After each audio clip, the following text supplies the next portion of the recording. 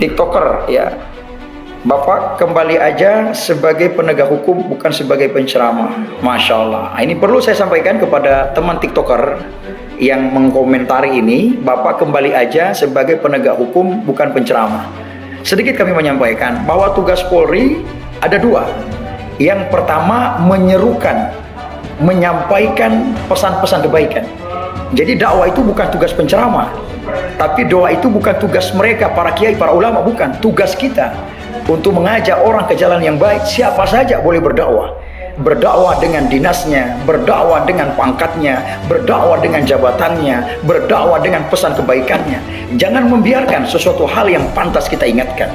Nah ini, supaya saudara TikToker bisa terbuka pikirannya yang tadi mengkomentari ini dalam pertanyaannya, agar bisa tahu, oh ternyata polisi, aparat TNI, pegawai negeri, masyarakat, semua punya tugas dalam bidang dakwah. Jadi dakwah itu aduan, mengajak orang, itu maknanya. Bukan tugas hanya penceramah saja, bukan ya. Semua kita punya tanggung jawab untuk berdakwah.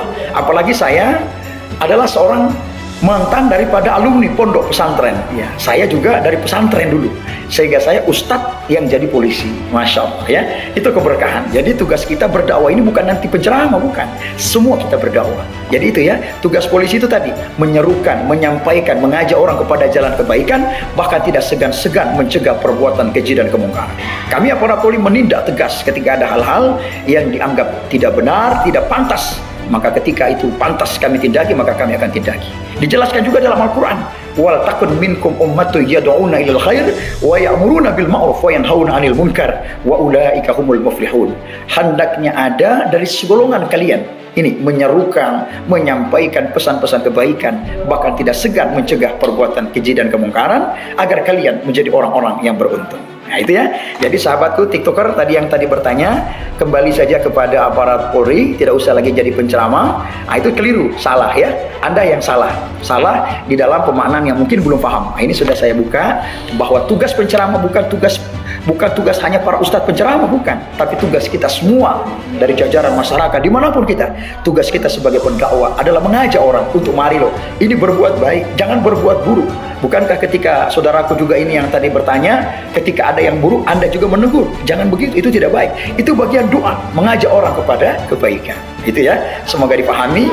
Apalagi kami juga sebelum jadi polisi ini adalah seorang ustadz, jadi melekat semuanya, sehingga keberkahan. Meskipun mereka juga tidak ada dasar ustadz, juga mereka punya tugas. Aparat TNI, Polri, nelayan, dokter, pengacara, wartawan, dosen, rektor, semuanya punya tugas itu, menyampaikan doa, mengajak orang ya, tentu dengan apa? Cara yang baik, pesan-pesan kebaikan yang penuh kesejukan, sehingga itu menjadi manfaat.